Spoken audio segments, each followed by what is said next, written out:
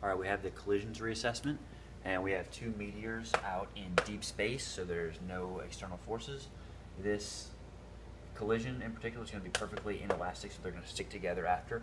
And what we want to find is the final velocity after they have collided and stuck together. So Meteor 1 has a mass of 550 kilograms, Meteor 2 has 750 kilograms, and the velocity of Meteor 1 is 43 x hat meters per second, so it's traveling horizontally. And Meteor 2 has a velocity of 15 x hat plus 32 y hat in meters per second. So it's moving at a little bit of an angle. And they're going to collide, and we know there are no external forces, so the momentum is conserved, and we know that the velocity times the mass of them two together equals velocity and mass of the first one plus the velocity and mass of the second meteor.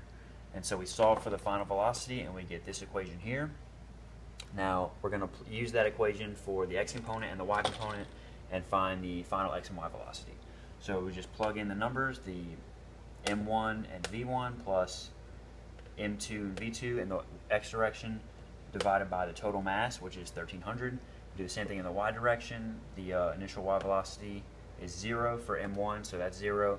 So we just get 32 times 750 divided by 1300. And the velocity final of the two meteors is 26.8 x hat plus 18.5 y hat meters per second.